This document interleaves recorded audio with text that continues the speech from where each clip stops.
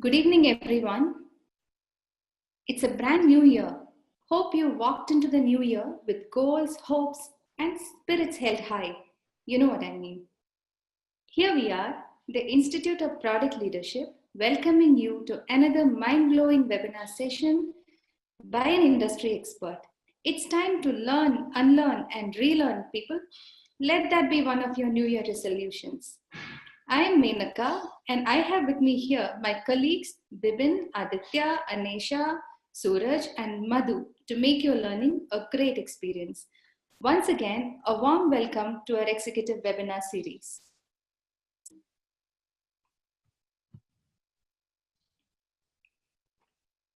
Let me give you a brief introduction to the Institute of Product Leadership. Commenced in 2012, we are fortunate to have 1,800 plus happy alumni. We specialize in executive education, in product leadership, product marketing, data science, etc. IPL programs are designed for people to be effective and successful in their roles. If you are a product owner, product manager, business analyst, or a program manager, or into any of the other engineering roles, it doesn't matter what part of the organization you are in. It is essential to have a holistic understanding of the entire product life cycle. That's what we do. We prepare you for the same. So we have our campuses in Bangalore, in Hyderabad, in Pune, and even in New Jersey.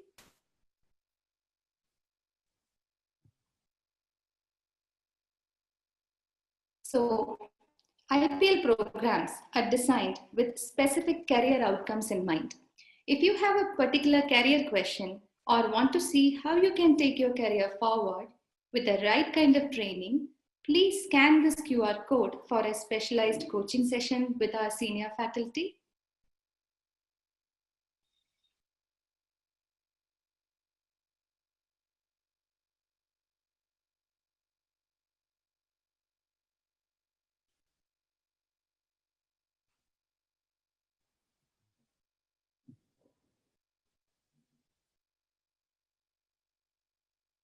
We are very proud and very happy to have a wonderful professional relationship with Vodafone, ADP, Microsoft, Cisco, etc. We are corporate training partners with many MNCs. We do training in all modules in product lifecycle, data science, leadership, and more. Now, let me take you through some of our very interesting upcoming events. So from the 11th of January to the 13th, we have a product management professional workshop. So please see your chat window for more details on this and the registration URL, etc. This will be shared in the chat window now. And on the 19th January, we have a product and data science careers info session. This is the place where you take all your questions and walk in to speak to a senior professional and get all your queries on career advancement clarified in product and data science. So please see the URL in the chat window. Please click on the URL to get a complete idea of what goes on in product and data science careers, how to register, etc. And again, on the 22nd January, we have a webinar by Mr. Bikram Bajaj, 5 fintech trends that every engineer should know. This is part of our knowledge sharing initiative. Please see the chat window for the URL again to register for this webinar. Then on the 19th of January, we have a data-driven product management in fintech event. So this is hosted by Mr. Siddharth of Bank of New York Mellon. Please register now. See the registration link on the chat window. Again, here is an upcoming very interesting coaching for Agile Product Management Bootcamp by Professor Aslam. Please see the URL in the chat window. So again, to give you a, I hope all of you can hear me.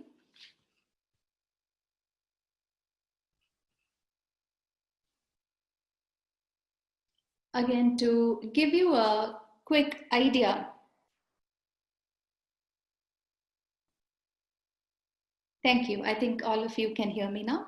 Okay, to give you a quick idea about the format of the webinars that we do. So the speaker, our eminent speaker, would present her thoughts, her presentation for 45 minutes. And after the presentation is done, we give you 15 minutes time to post any question that you want to get clarified by the speaker. So how do you participate in this question, right? How do you ask the questions? So you can tweet your questions at Prod Leader. So you can see this in the chat window. Again, we have a post on LinkedIn where you can go and post the questions. A lot of people have already started doing that. So see the chat window for the URL for LinkedIn, or you can email us. Again, the chat window has every information you need. And the best part is, the best question asked in this session will be selected by the speaker herself, and the winner gets this book, The Lean Product Playbook by Dan Olson, as a gift from us. So this is our format of the webinar. Now, in between, if you have any doubts regarding the webinar, please go to the chat window and send in a message to the panelists. One of us will reply to you immediately. Now, coming to our webinar today. Some of you may already have taken that leap from being a product head to being a general manager. Who has to see the bigger picture? For the rest, this is the aspiration. Now, how to do this transition smoothly and effectively is the learning that we bring to you today. We are very happy and privileged to have Candace Worley, VP and Chief Strategist at McAfee. It's just not fair to condense someone's life achievement over 2 minutes of introduction. However, I will try to do my best. Candace, according to her colleagues, is a class act or a class apart from others. Before McAfee, she led successful teams in Intel security. She is a unique international leader who has contributed significantly to the evolution and growth of the security industry. Candace is a wonderful writer too. You should check out some of her articles in Medium. A warm welcome to the session, Candace. We are so grateful and so privileged to have you on this session. Handing this session over to you. Wonderful, thank you so much. I'm going to go ahead and share my screen. Can you see the presentation at this point? Yes. Wonderful. Let me put it in slideshow. One moment. All right. It's a pleasure to be here with all of you. I understand we have a very large audience today, so I'm honored that so many of you have taken time to join us. I've been with McAfee coming up on 19 years. I've been in various product management, general management, and executive roles, probably in the neighborhood of maybe 20 to 25 years, longer than I would like to admit, to be very honest about that. But it's given me an interesting perspective on how to make that transition, both through my own experience as well as through observing others who've made that transition, in some cases very successfully, in other cases, you know, with challenges. And so I thought I'd just step through a little bit today of kind of how product management can be a launching point into the general management or executive management career path, and then some of the leadership skills that I believe are just critical to making that transition. So we'll cover a bit about product management, talk about market savvy and the importance of that in making the transition, emotional intelligence, general management 101, management versus leadership, which I think is a pretty important distinction and often lost on people as they try to make a transition from maybe a line management role into a more executive role, and then we'll quick summarize at the end. So product management is really kind of that role of being the hub at the center of the spokes of a wheel. You are the individual within the organization that's responsible for ensuring that the market requirements coming from customers are translated in a way that engineering can understand them. You're the voice from engineering into the marketing organization as they try to create the artifacts that will be leveraged by sales in communicating the new product to the market. You're the communication engine to sales as sales contemplates, what do I tell my customer about this product and why would my customer want to buy it? You're also often dealing with support. So when there's an angry customer because something went wrong or the product didn't meet their expectations, you need to get on the phone and chat with that customer about the challenge and how it's going to be addressed or why the product was built in the way it was built. So you're really that center point of communication in the product lifecycle process. And then beyond that, as a product manager, you also get the opportunity to interface with executive management on a regular basis, whether that be through business reviews or events. Those kinds of environments give you opportunities to expose yourself to the executive level of the organization, to gain visibility with that level, as well as to observe those individuals in preparation for your own career transitions. Now, kind of the second key area where product managers spend a fair amount of their time is in setting product vision and strategy. You know, whether that be at an individual product level or at a product portfolio level, getting the right strategy is critical to the success of the organization, as well as the product line itself. And then finally, if we think about just all of the things that we do in a product management role, it is a very broad spectrum of responsibilities, and that broad spectrum of responsibilities requires a broad spectrum of skills. So as you think about how do I come up with the ideas for new products or new features, whether that be through talking to analysts or press or customers or your sales engineering teams. Then planning, how do I write that MRD or the PRD? How do I now, as we continue to become more and more embedded in the Agile and Scrum process, how do I begin to incorporate these new requirements into the backlog? How do I validate that I got it right? Which, by the way, is really important, because thinking we got it right and validating we got it right can be the difference between a successful product and a failing product.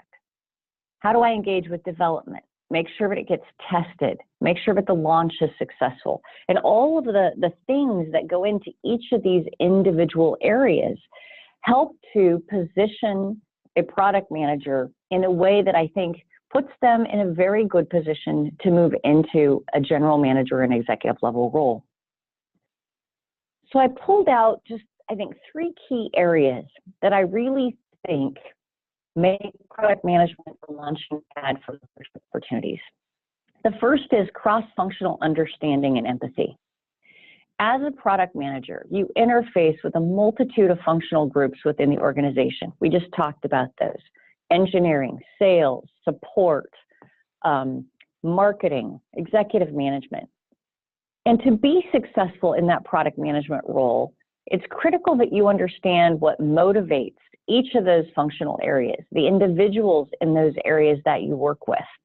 What are the goals and missions of their functional group? And then as you have conversations with them, being empathetic to the challenges that are placed on them.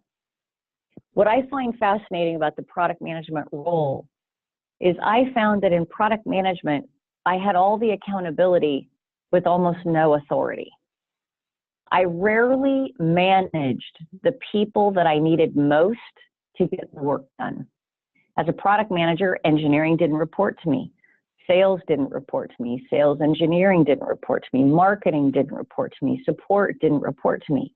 And yet my ability to succeed with my product was predicated on me convincing those people to do what I needed them to do to successfully build, launch, support, and sell that product.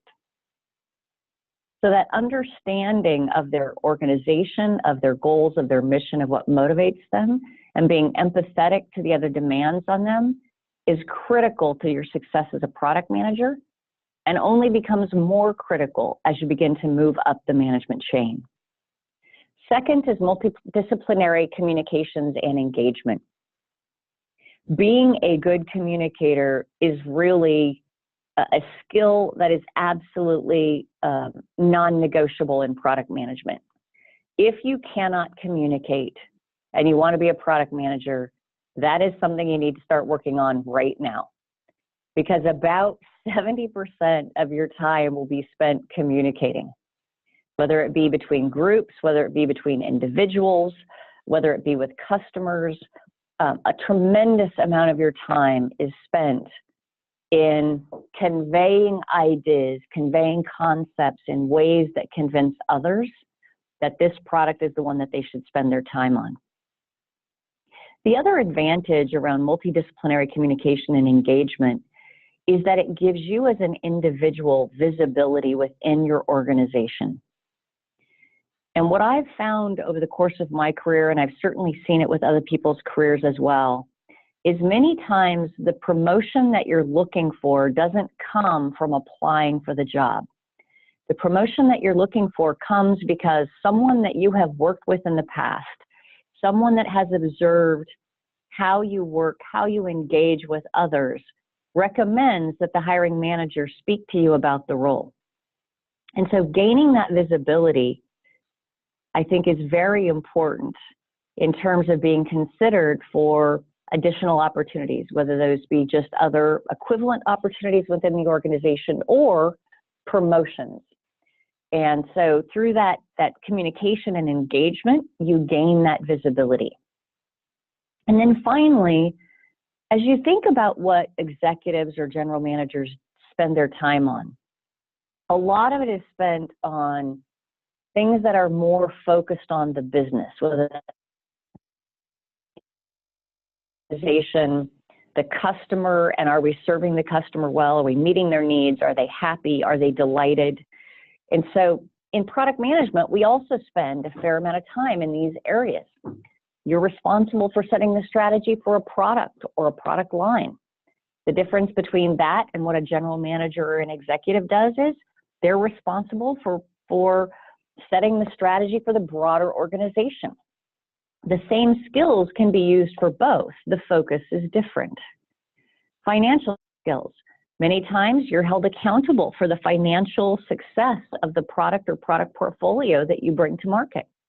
So understanding how to read financial statements, understanding how to interpret that data in a way that gives you insight into why a product is successful or why a product is failing, is a skill that you'll leverage throughout the course of your career as you move into more responsible positions.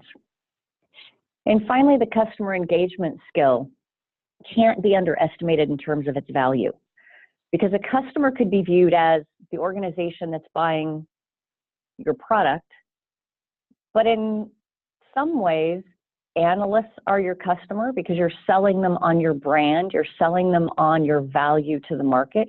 The press, you could view the same way. And if you're a public company and you're moving into an executive level, you have to worry about Wall Street. And so that ability to understand how to communicate in a way that allows who you're talking to understand why your brand, your product, and your company add value is critical. And you get that experience in product management. You know, market savvy is really the kind of a second key topic I wanted to touch on. And, you know, as product managers, we spend a lot of time making sure that we get the right requirements, making sure that we're engaging with engineering and that what we've asked to be delivered is getting delivered and it's being delivered in a high quality, timely manner. But as we contemplate how we're defining what that solution or product should be, I think there are really 6 key elements in the market that have to be a part of that dialogue. These are also things that you have to understand and be capable of addressing as an executive. The first is really trends. I think as you make that move from product management to general management, being able to understand the trends becomes much more important than in product management. And here's why.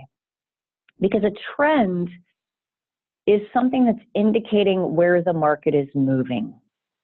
What will be important in 2 years, 4 years, 6 years from now? And I like to when I'm talking with customers, I like to look for these tiny threads of commonality in the conversations I'm having with the customer. And about the 5th or 6th time, I hear that same just hint of the future in a conversation. I try to pick that up and begin to ask other customers about it. And that ability to filter through a conversation and pull out a thread, which is an indicator of where the market will be going in the future, is an absolutely critical skill for you as a product manager, but an even more critical skill as a general manager or an executive. Because now it's not just the portfolio that trend may impact, but the entire company. Second is customers. You know, at McAfee, we talk about customer is at our core. That what we do every day is solely in pursuit of delivering value and safety to our customers. Your customers are also the best possible source of information around where you should be going from a product or product line perspective, where you should be going from a company perspective, what you're doing right, and more importantly, what you're doing wrong. Never, ever be afraid to ask the customer, what could we do better? What are we not giving you today that you want us to be giving you or that others are giving you? Whether that be at a product or portfolio level, whether it be at a corporate strategy level, or frankly, whether it be as a leader in your organization when you're talking to the others on your team. Analysts. You know, analysts is an interesting one because oftentimes there's a debate about the value of analyst input. Some people find it incredibly valuable. Other people find it a necessary evil, so to speak. And I think that oftentimes that depends on the individual analyst and the analyst organization. But they are key influencers in the market, and many customers rely on them for feedback, for advice, for insight on vendors, on solutions, on what other customers or companies are doing. And so developing a good relationship with analysts, whether it be at a product management role or as an executive in the organization, is extremely important to ensuring that you're in alignment with what they're telling their customers. The market in general, just understanding, you know, in my space, the security space, what's going on in that space, who's entering the market, who's exiting the market, that can give me a level of insight into what our customers may be told, what they may be seeing, where they may be going in the future. So a good example of that is thinking about, you know, had you missed the cloud, which it would be difficult to have missed that, but if you missed the cloud in the security space, our customers are already moving their workloads to the cloud for SaaS applications through Amazon, et cetera. As a security vendor, if you weren't paying attention to that market movement around cloud adoption, you could have easily missed an opportunity to make sure that your products were ready for that particular transition. Competitors, the next, which is really an area where, again, understanding what your competitors are capable of doing is important because your salespeople and your SEs, sales engineers, are going to look to you for guidance on how to position against those competitors. But I think one of the traps that many organizations fall into, whether it's at the product management, product marketing level, and even sometimes at the executive level, is competing with a competitor on a feature set is a race to the bottom. You have to compete on value. What are the key differentiators in my organization at a brand level, in my portfolio and solutions at a product level, in my support and my approach to the market, so that when a customer is looking at you, they're looking at you holistically rather than at a product level. And then finally, press. And, I'll tell you, the one thing that always makes me most nervous, I can speak in front of 5,000 people and not blink an eye and get nervous. But when I get on the phone with a press person, I'm just on high alert because I'm always afraid I'm going to say something that will get misinterpreted or printed incorrectly. And so, the press can be your best friend and your worst enemy.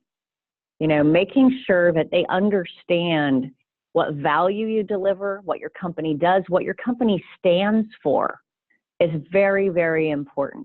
And getting that exposure can be the difference between only being known at a lower level of your customer organization and having executive visibility and exposure within that customer base. So the next area I want to talk about is emotional intelligence, also known as EQ or emotional quotient. Product management requires a fair amount of emotional intelligence. And emotional intelligence was really introduced many years ago by a gentleman named Daniel Goleman. I think he wrote a book on EQ. And he outlined 5 key areas or 5 key capabilities that are critically important to someone who has high emotional intelligence. The first is self-awareness. And self-awareness is really about understanding how you feel internally at any given time and knowing how you and your emotions and actions affect those around you. And once you're aware of that, self-regulation comes into play. And self-regulation is important in that it helps you control emotions, control how you engage and behave with others. Leaders that regulate themselves rarely do things like verbally attack others or make rushed or emotional decisions. They don't stereotype other people. And they understand their values and they're not willing to compromise them. Oftentimes I get asked to speak with interns when they come into the company. And I'm often asked by those interns, what's the one piece of advice you would give me? And the piece of advice that I always give them is determine early in your career what your ethical barometer is. Know what you're willing to do and not willing to do as it relates to your ethics, your morals, etc. And then hold that line because you have to live with that line your entire life. The company that you work for may only have to live with it for the short period of time that you stay with them. So not compromising on them gains you self-respect. You don't have to worry about feeling bad that you compromised, but it also gains you tremendous respect by those around you because they know who you are, and what you stand for. And I think that's a big part of self-awareness and self-regulation. Motivation is all about individuals who work consistently toward their goals. They know what their goals are, and they're going to work toward those goals. And they set very high standards of quality for their work, and they hold themselves to that level. Empathy, if you've ever worked for a manager who lacked empathy, you know what this is. Empathy is a leader's willingness to help develop the people on their team, to challenge others who are acting unfairly, to intervene when someone's acting unfairly toward you or your team or others in the organization. They listen to those who need it. Sometimes people just need someone to talk to. And it's one of the best ways to earn the respect and loyalty of your team is to show empathy, to be human, allow them to understand that you can relate to the challenges that they're facing. And then finally is social skills. And social skills, cover a pretty large spectrum of capabilities, but a few of them are open to hearing both bad and good news. And oh, by the way, when you're open to hearing both bad and good news, it means you don't shoot the messenger. You don't, hold the person who gave you the bad news, to a bad standard because they delivered something you didn't necessarily want to hear. You should actually thank them for that. Bad news is in some ways a gift because it gives you an opportunity to correct. They expect and are good at getting their team to support them and be excited about the organization's mission and project. And then finally, someone who has good social skills is often excellent at managing change, and they resolve conflict diplomatically. They understand how to interpret a situation and then maneuver through that situation in a way, hopefully, where everyone involved comes out feeling like it was a fair conversation and a fair outcome. Now, why is emotional intelligence important? Well, in looking at some research coming into this presentation, I got some pretty interesting statistics. 90% is the percentage of top performers that have a high emotional quotient or high emotional intelligence.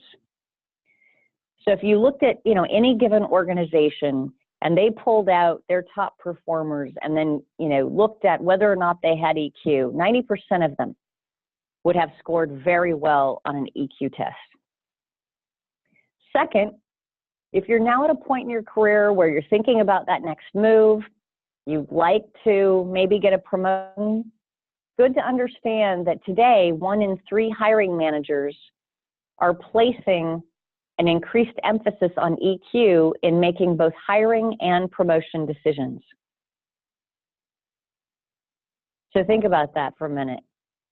Getting that next role may not be about the technical skills that you have. It may be almost more about whether or not you can illustrate a level of emotion intelligence that's consistent with the expectations of a general management or an executive role in the organization. And finally, 58% is the percentage of impact EQ has on job success. So once you're in the role, having a high EQ has a significant impact on your probability of success. And I think in the product management role, and as you move into more executive roles, general management, VP, et cetera, I think that percentage could probably go up.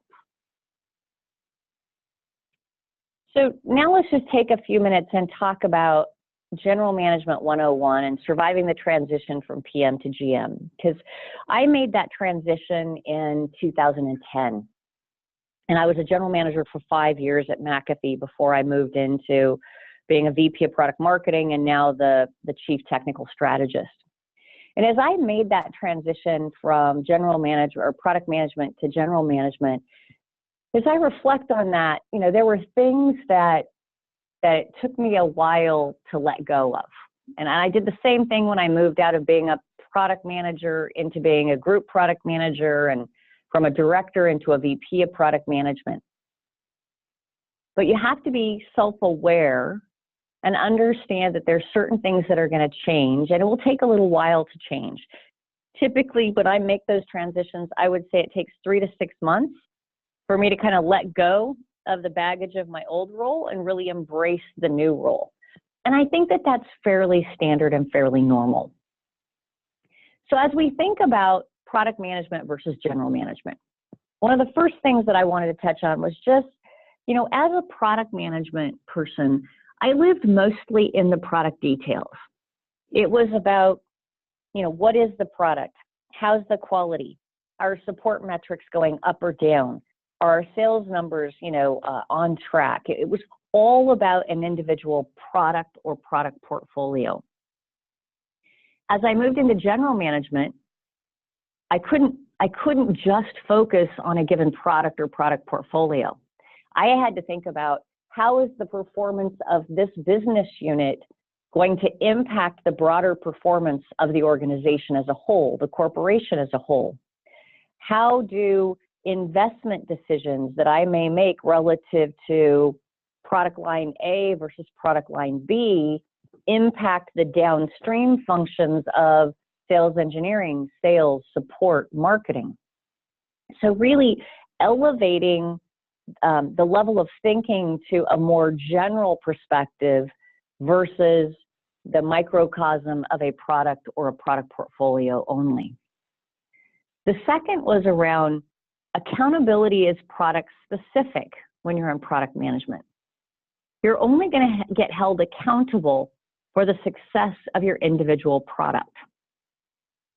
At a general management level, the accountability is business unit wide. So I would get held accountable not only for the success of an individual product or product line, but also for the support impact. So if I delivered low quality product, it spiked our support costs. So I would have to answer for why have our support costs associated with this product or product organization gone up. I would have to talk about how, as we're doing forecasting or planning for the following year, how is this product introduction or this new product or product portfolio going to allow us to generate more revenue, and be confident in that forecast because I'll be held accountable for it later on in that year. Next is really delivering high quality committed requirements on time was top of mind for me as a product manager. But when I moved into general management, yes, I still worried about whether or not we were delivering high quality, whether or not we had the right product and the right requirements in that product. But I spent a lot of my time on bookings, revenue, profitability, and expenses, ensuring that my organization was being a good corporate citizen, that we were delivering value to the broader corporation, that we were doing it without overspending our budget, and that we weren't just focused on bookings, but on profitability. Because bookings without profitability doesn't serve the organization long term. Next is really around vision and strategy. And again, in product management, you're looking at vision and strategy within the context of an individual product or solution or potentially a product line. At a business unit level, when you take that general management role, you're looking at it across all functions, not just the product, but how do we take that product to market? How do we position it relative to the competitors? What's marketing recommending the go-to-market motion? Would it go through two-tiered channel? Does it go through the direct? Do we take it through MSPs or SIs? What is our overall go-to-market strategy for the solution? How do we engage with sales and sales engineering? What are the support implications? Do we need new training in support? Are we going to introduce a new operating system support? Are we going to have requirements around our support people understanding cloud and how to support security technologies in cloud? So your entire focus around the product strategy has to take into consideration the downstream implications across a multitude of functions that when you're at a product management level, you have to think about, but not at the same magnitude. Next is, in product management, you focus on trends impacting a specific solution area. So in my business, I was the endpoint product manager. I had to think about endpoint only. I rarely worried about network security or web security or email security. I worried about endpoint device security. At the general management level, you're looking at trends that will impact the entire business. And then when you see trends that are out of alignment with where you're going as an organization, and you feel that those trends are going to become, long-term movements, you have to course correct. You may need to say, we're investing heavily in something that's very prevalent in the market right now, but because we're doing that, we're not investing in something the market will need in 24 months. We need to reallocate our investment to ensure that we have a presence in that new space in 24 months when it becomes much more prevalent. And then finally, in product management, emotional intelligence is helpful. Emotional intelligence is helpful in any role. Any role. It doesn't matter if you're the clerk at Starbucks or you're a support person. I would say maybe EQ is extremely important for a support person because they have to deal with upset people all the time. But as you move into management, it becomes absolutely critical. Large organizations especially there are politics. It's just a function of organizations. Where you have humans, you will ultimately have politics. And having strong EQ will help you maneuver through the challenges of politics. It will help you maneuver through your role as a leader. How can you motivate people without them feeling taken advantage of? How can you help people move to the next level in their career without holding them back? How do you engage with executives that may be competing for the same resources that you need for your organization and salvage that relationship for future? So having that EQ becomes extremely important as you move into a general management role.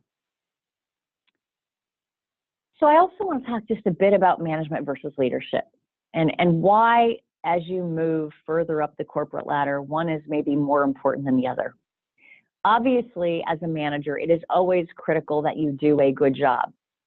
You know, management is really about directing the organization that you're responsible for in a way that you have effective and efficient deployment of those resources. It's really kind of transactional versus transformational, which is what leaders are about. Leadership is the art of motivating a group of people to act toward a common goal. It's about, even when it's not something that's glamorous or great to be spending your time on, they understand why it's so important and they're willing to follow that leader to get the job done. And if you look at kind of the word clouds here, I took words associated with management and words associated with leadership. And I think some of them they're extremely important to me is, in the management realm, you create stability. It's all about having a stable environment in which job one can get done. As a leader, it's often about creating inspiration. It's about actually being a change agent in the organization. You're cultivating change as a leader and inspiring people to follow you through that change, even when it's difficult. So as we come into kind of the last part of the presentation, I just documented some of the things that I think are critical building blocks of leadership. And I created this list of 8, not because it's all inclusive, but because it's things that I've learned as I've made my leadership journey. It's things that I've seen of other leaders that I both admired and perhaps did not admire as much. I've learned these things from my own mistakes as well as witnessing the mistakes of others. And so I thought I would share them with you in the hopes that one of these resonates with you and at some point in your career delivers value to you. The first is deliver on your commitments. Regardless of your job, this is critical.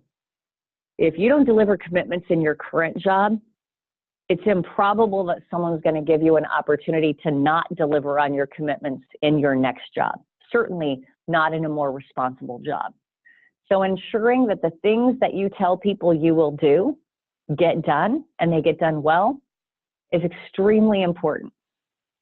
People will respect you, you'll have credibility in the organization, and through respect and credibility will come opportunity.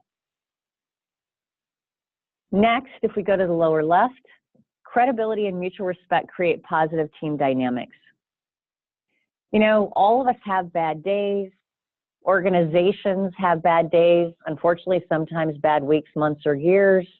And it can be difficult to get above some of the negativity that can come from challenges.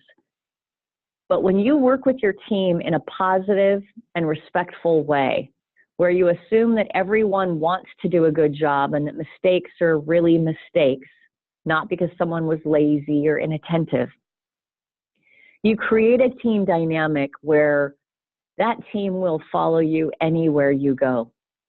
They'll do anything you ask, and it will result in an organization that's much more successful than the alternative. Next is embrace and seek out disparate viewpoints. It's very easy to surround yourself with people that sound just like you, look just like you, act just like you, believe just like you.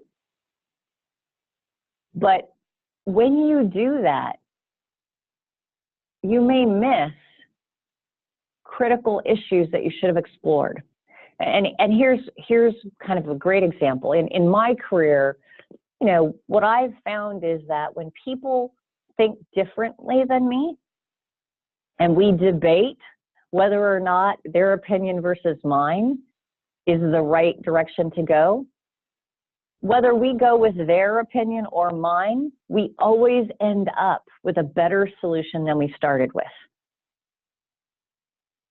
Furthermore, hiring people on your team, surrounding yourself with people who have a different opinion than you do, ensures that where you have a weakness or you have a blind spot in the way you think, when you have someone who thinks differently than you, they cover that blind spot. They help your team be better because they help to shore up your weaknesses as the leader. Critical piece of how I believe that I've been successful is making sure that I have people on my team that think differently from me. And sometimes it's painful, by the way, but in the end, it's worth every moment of debate and argument and challenge. Next is the team builds the bridge to your success. I've seen leaders who, once they become that leader, forget that they didn't get there by themselves. That without the team behind them, around them, under their leadership, they would not have succeeded in executing their task, their role. They could not have delivered results to the company. And so understanding that you're simply a vehicle through which the work of your organization and your team gets communicated upward in the organization and out to the market, I think is an extremely a good way to kind of keep your head the right size and not get your head too big, but also understanding that helps your team be more successful. And that contributes to your success personally. So I'm going to move over to the right side, which I think is a little bit more about the personal side of leadership. First is it's okay to be human. A lot of times as we move into leadership roles, we think, you know, we can't show weakness. We can't show humanity. You know, you should never get upset. You should never cry. You should never show frustration, be vulnerable. When in fact, all the research shows that a leader who is willing to show vulnerability is often a leader that is revered by his team. Because frankly, we're all human. And sometimes just knowing that the people you're reporting to are human also, that just builds that relationship to a much stronger place. And I'm not saying have a mini meltdown at the office. I'm just saying, you know, if you have a weak moment and your humanity shows, it's okay. Now, if it showed in a way that was not necessarily professional, you know, you yelled at someone or you lost your cool, then my next bullet is most important. Remember to say thank you and I'm sorry. Saying thank you is very important to the people on your team. They need to know that you appreciate the work that they do. They appreciate that they contribute to the value of your organization and the company as a whole.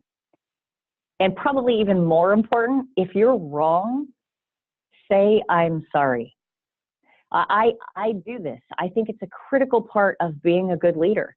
I remember an example where I was in an offsite and one of my team members said something and I cut them off. I was pretty sharp with them and it was not fair to them. So when we came back from the break, I apologized to that individual in front of the whole team. Because it's okay to apologize to them one-on-one, but frankly, I felt it was important that the whole team knew that I thought that the way I had responded was not fair. And I'll tell you, the whole group sort of looked a little surprised that I would apologize publicly to this person, but every single one of them respected me even more after that. Be accessible and authentic. your best conduit for understanding what's going on in your organization, going on with your customers, is through the people on the front lines. And if they don't feel like they can come talk to you, if they don't feel like you're accessible, then you lose that pipeline of information. And the people that work directly for you sometimes don't tell you everything you need to know. You need the people who are actually on the front line doing the work to feel comfortable stopping by your office and saying hello. I haven't been a product manager for 8 years. Some of the engineers that worked with me when I was the VirusScan product manager at McAfee in the early 2000s still stop by my office in Portland, Oregon and say hello and chat for a while. They could not pay me a higher compliment. I view that as one of the highest compliments I could possibly ever be given, is the fact that they still want to come by and say hi, even though we don't work directly together anymore. And it's because they view me as accessible, even though I've transitioned into more executive roles within the organization. And my final piece of leadership advice is confidence without humility is simply arrogance. You can be confident and still be humble. And I think that the best leaders I have ever worked with or witnessed were exactly that, confident and humble. So I know we're just about out of time. We want some questions here at the end. So in summary, product management is an excellent path. It has great skill requirements that position you well for executive management. It's important to understand the technology, but also do everything you can to learn the business while you're in your product management roles. And finally, becoming a leader is a lifelong journey. So on those days where you feel like you backslide on the leadership front, remember, for every single individual, whether they're a line PM or the CEO of the company, they're still on that leadership journey. Thank you very much. Thank you, Candace, for such a wonderful and very realistic presentation. And this is exactly what each one of us wanted to know, because there are things that you can read out of Google, and there are answers that you can get from corporate meetings. But these are examples that you drew out of your own experience, and this is very, very valuable for all of us. Once again, a big thank you for joining us and spending so much of time with us. And I would quickly go to the questions. We have received a lot of questions. Okay, so I see 3 in the Q&A box. Yeah, we have compiled it together in a separate document. Okay. There. So the first question is by Abhay Singh. Product management to general management is similar to moving from owning a product or a solution to an organization-wide role. Just one second. What are the key areas that one needs to focus on to facilitate such move? Yeah. Basically, so I talked about. Yeah. I'm sorry. Go ahead. I'm sorry. So I think you already touched upon this a little bit, but if you want to answer on this. Sure. I think certainly communication is critical, but also, spend time focused on the business aspects of your product. So understanding, financials, understanding how financials are impacted by changes in a functional area. Those would be the kind of the biggest changes. Like I spent a lot of time in financial spreadsheets as a general manager. I spent a lot less time as a product manager. So really understanding the financial implications of decisions that you make is a great way to start positioning yourself for that GM transition. Okay, thank you. And here is the other question. Hi, Candace. I have a 2-part question. What are the top 3 challenges that you faced when you were transitioning to an executive GM position? And how did you overcome these challenges? This is one question. The second is, if you had to find a replacement for the role that you're currently doing, and if you had to hire someone from a pool of senior product managers, what would you look for in these candidates? This is from Manjunath Subramaniam. Okay, so could you repeat the first part of the first question, because you were breaking up a little bit? Oh, sure, definitely. What are the 3 top challenges that you faced when you were transitioning to an executive GM position, and how did you overcome this? Great. Okay, thank you. So the top 3 challenges I faced was really, I think, first was, leaving the previous role behind, right? When you're in a role for more than a year or two, and you start to transition to a new role, especially one that is in the same organization and maybe, covering some of the same products. So for me, I moved from being vice president of endpoint security, product management, vice president of product management for endpoint security, to being the general manager of endpoint security. And so for me, a lot of it was, my challenge was, okay, I have to remember, I don't need to be in the product details anymore. If something breaks, I'll dive into the details, but otherwise I need to stay more at that global general level. Second, I think, was just in terms of interfacing with executive management around things like forecasting, forecasting for the following year, doing the top-down assessment and the bottoms-up assessment of how much did I think we could deliver in terms of bookings and revenue as a business unit, knowing that sales didn't report to me. And so therefore I had little control over them. Again, those informal influence things came into play. So really I didn't do much of that in the past. So that was a challenge for me. And I spent a lot of time and relied heavily on my finance team to help me walk through those processes and get them right. And I think the third thing was really in making trade-off decisions around investments. So when you're looking at your overall portfolio and you know that you have $100, but you have $200 worth of investments that you need to make, then making those decisions was very, very challenging. And I think I can probably take one more question, Manaka, and then I'm going to have to drop. I'm so sorry. I've got another meeting I've got to head out to. Sure. So the next question from Manjunath is, if you had to find a replacement for the role that you're currently doing, and if you had to hire someone from a pool of senior product managers, what would you look for in these candidates?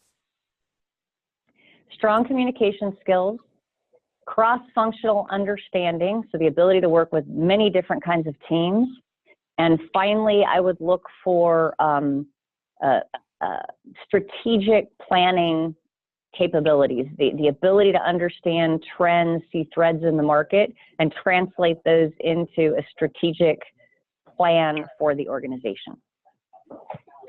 Thank you. Thank you so much, Candace. We have some more questions. Could I share it over the mail to you, and could you please look into it? Absolutely. I would be happy to. Perfect. Thank you. So I think we can pick the winner when you have had a look at all the questions. Otherwise, it would not be fair on the other people. That sounds good. So thank you so much for all of your attention today. Thank you so much, Candace. We hope to associate with you again. Thank you so much. And to the attendees, to the other participants, Candace had the immediate meeting to attend, so we could not get all the questions answered in this session. But we will get this answered over the mail, and we will let you know the winner of the session. Okay. So let's meet on the next webinar session. And good night, everyone. Thank you.